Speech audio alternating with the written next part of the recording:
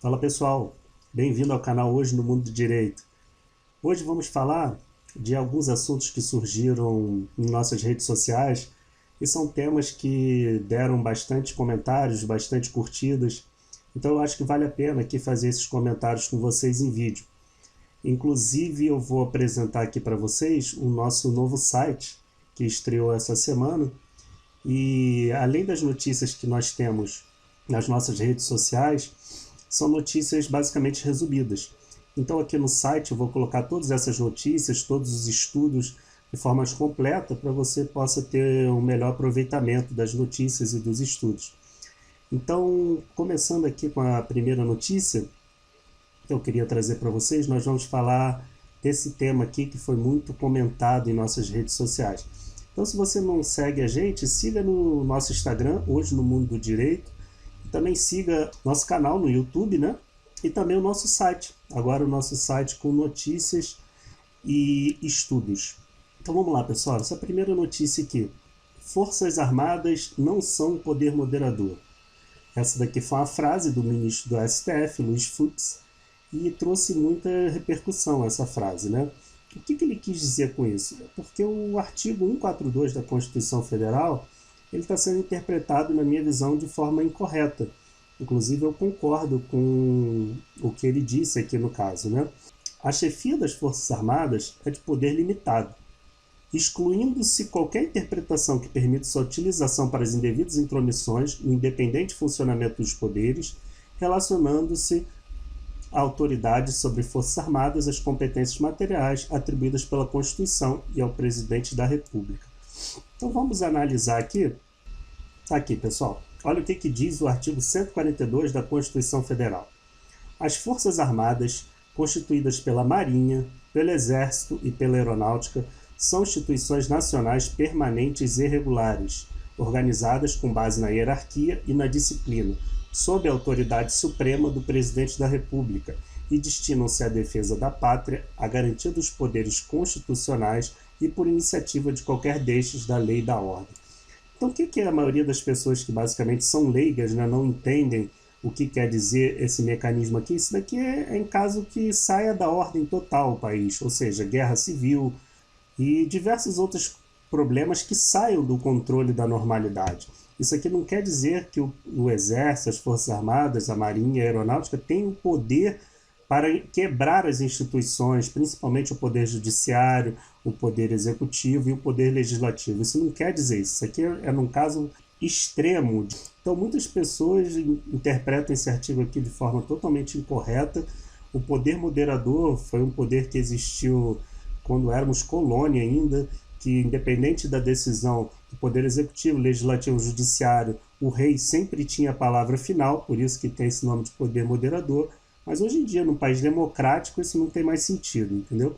Então, eu acredito que as Forças Armadas são uma instituição importante, por diversos motivos, seja para questões de defesa nacional, até por questões de defesa interna em guerras civis, mas não nesse caso, né?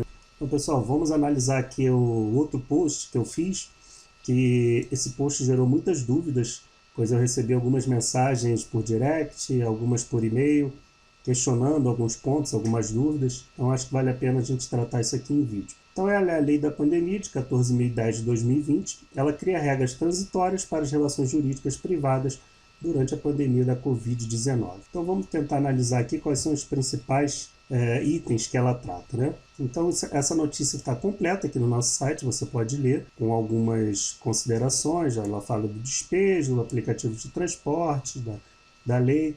Então a gente vem aqui e vai conferir a lei na íntegra para a gente analisar. Então vamos lá. O que eu considero aqui importante? Os prazos prescricionais consideram-se impedidos ou suspensos conforme o caso, a partir da entrada em vigor dessa lei até 30 de outubro de 2020. Então, um caso fácil que todo mundo entende. Você fez, por exemplo, um contrato bancário de empréstimo.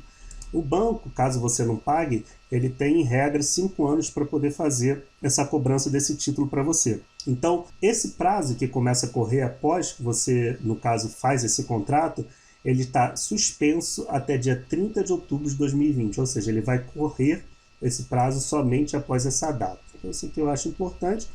Ele diz aqui que o artigo não se aplica enquanto perdurárias hipóteses específicas de impedimentos. Pensou isso aqui com relação a prazos processuais e tudo, que isso aqui está correndo normalmente.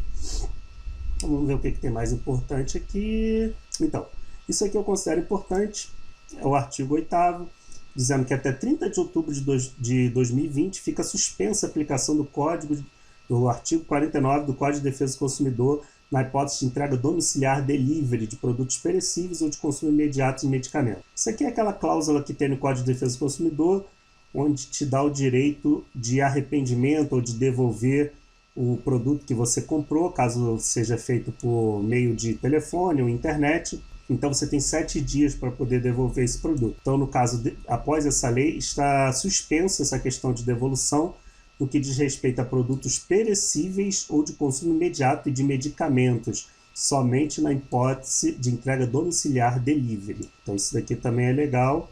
Até 30 de outubro de 2020 está suspenso. Ou seja, você não pode aplicar esse artigo, né? Outro item aqui que eu acho legal, que é o artigo 10, suspende os prazos para aquisição para propriedade imobiliária ou mobiliária nas diversas espécies de uso capião, a partir da entrada em vigor dessa lei, até 30 de outubro de 2020, ou seja, está suspenso a aquisição de propriedade imobiliária ou mobiliária nas diversas espécies de uso capião. O artigo 15 fala também algo interessante.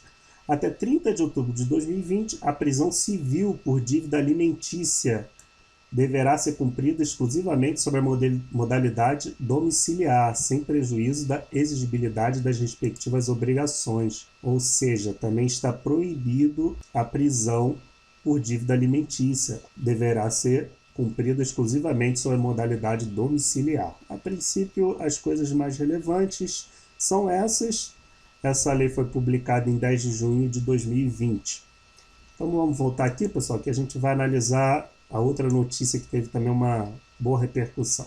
Então, voltando aqui, pessoal, outra notícia que eu vou trazer aqui para vocês, é uma breve análise, é sobre a reforma trabalhista, né? Ela trouxe a possibilidade de terceirização nas atividades fim das empresas.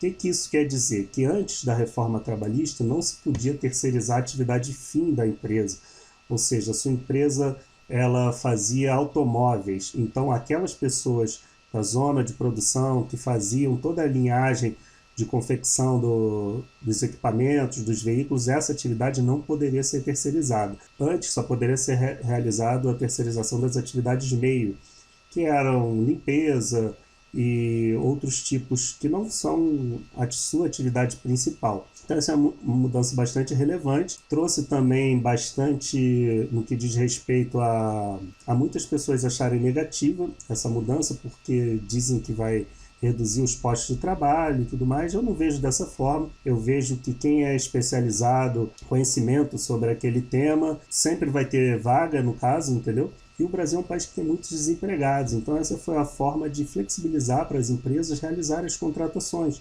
porque em alguns casos a terceirização tira a obrigação da empresa, né, de todo aquele controle com o funcionário, em regra, né, porque ele ainda tem bastante, ele responde não solidariamente, mas subsidiariamente, dependendo da questão.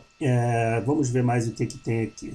Como diz aqui, até o final de março de 2017, não havia regulamentação acerca da lei de terceirização. A disciplina jurídica era realizada pela súmula 331 do TST.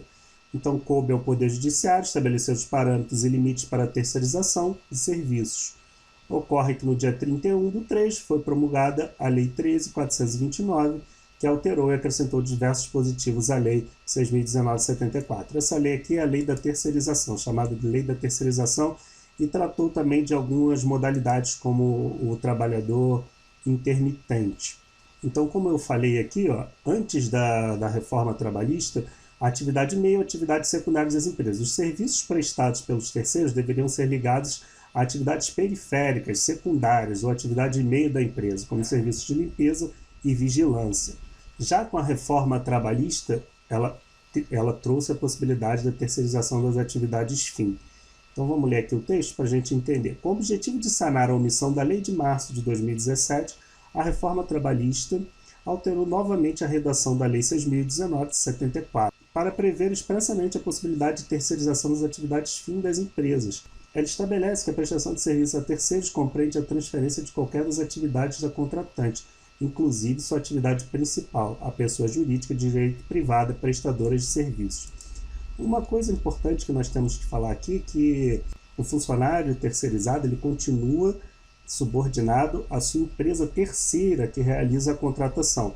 Então, você que é detentor de uma empresa e estipular ordens para esse funcionário terceirizado, você pode ter problemas, inclusive com relação a esse funcionário no futuro entrar na justiça e pedir o reconhecimento do vínculo empregatício. Isso é muito importante para quem vai contratar esse tipo de funcionário terceirizado.